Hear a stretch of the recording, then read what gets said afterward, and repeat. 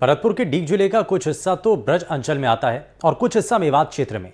इस क्षेत्र में आए दिन पुलिस और गौ तस्करों के बीच में मुठभेड़ जैसी घटनाएं सामने आती हैं और इसी को लेकर के गौधाम सिर्फ गायों का पालन नहीं करता, बल्कि यहां पर गाय के दूध, मूत्र और गोबर से 40 से ज्यादा प्रोडक्ट बनाए जा रहे हैं। कैसे बनाए जा रहे हैं दिखाते हैं आपको।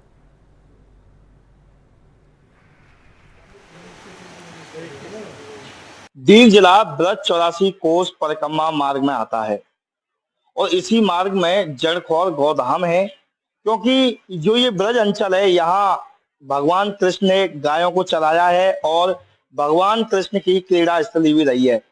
मैं फिलहाल जड़खौर धाम में मौजूद हूँ और यहाँ गाय के गोबर, मूत्र और दूध से कई प्रकार के प्रोडक्ट बनाए जा रहे हैं, जिनकी मांग विदेशों में भी है।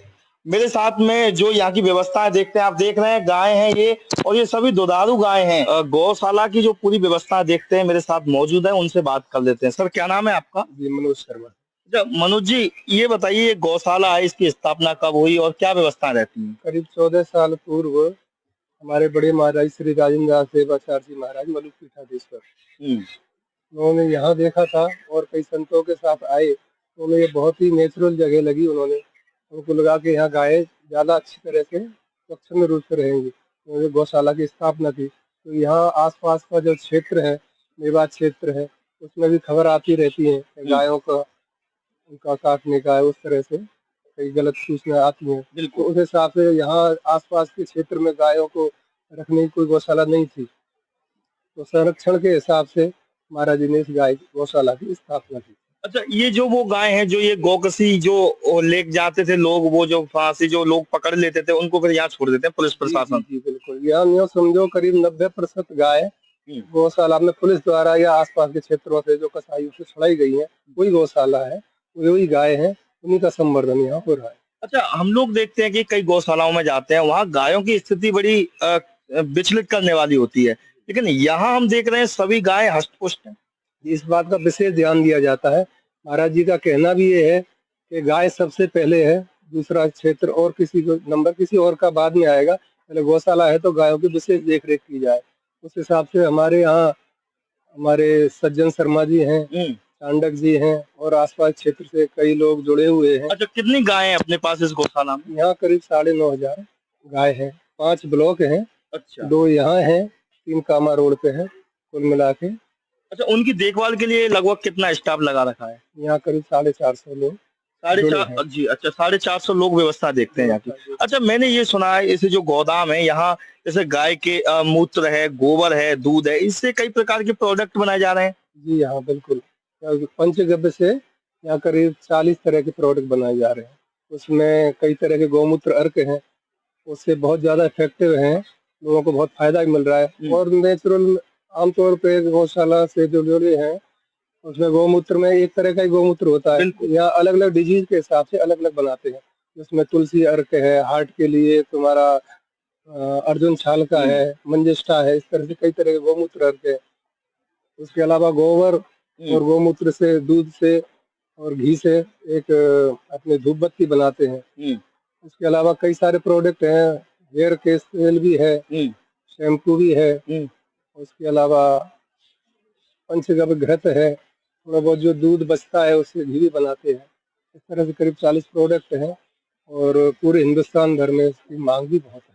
अच्छा, ये जो प्रोडक्ट आप बना रहे हैं, तो ये जैसे अपनी स्थापना हुई उसी समय से बना रहे हैं? नहीं, ये थोड़ा दिन बाद करीब 2017 से ये प्रोडक्शन चल रहा है। अच्छा, ये प्रोडक्ट बनाने का आइडिया कहाँ से आया आप लोगों के पास?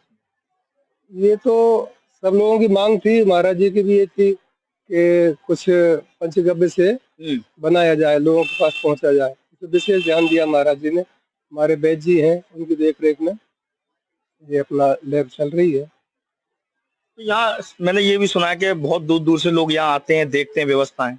हाँ, हमारी जो गौशाला है क्षेत्र की सबसे सुंदर गौशालाओं में, और कई बार हमें अवार्ड भी मिले हैं। इस हिसाब से लोग आज देखने आते हैं कितनी सेवा हो रही है महाराज जी का, और यहाँ के जो व्यवस्था में देख रहे हैं। अपने ट्रस्टियों का विशेष ध्यान है, खाने पीने पे विशेष ध्यान दिया जाता है। संवर्धन का कार्य चल रहा है, एक डॉक्टरों की टीम है, पूरी गौशाला में पूरी टीम गौ सेवकों की है, इस तरह से काम चल रहा है।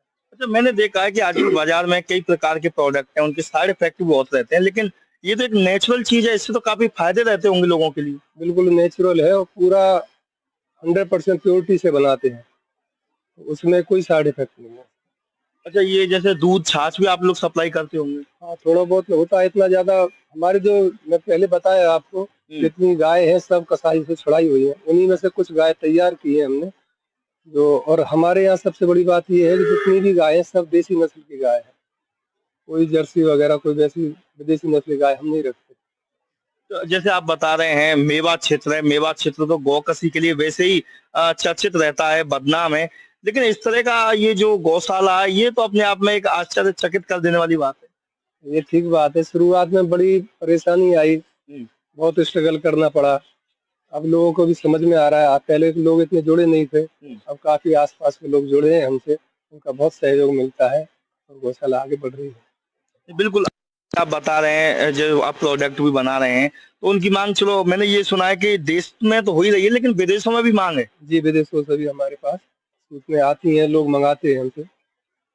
अच्छा, आप उन लोगों के लिए क्या संदेश देंगे जो गायों को पालते हैं, तो गायों के जैसे ही उनका जो एक तरह से कहते हैं मतलब निकल जाता है, दूध वगैरह जब तक वो देती है उसके बाद में वो सड़कों पर छोड़ देते हैं, आप गाय के महत्व को लेकर के लोगों से क्या कहेंगे? मेरा कहना ये है कि सबको आगे आके बढ़ के गायों को पालना चाहिए,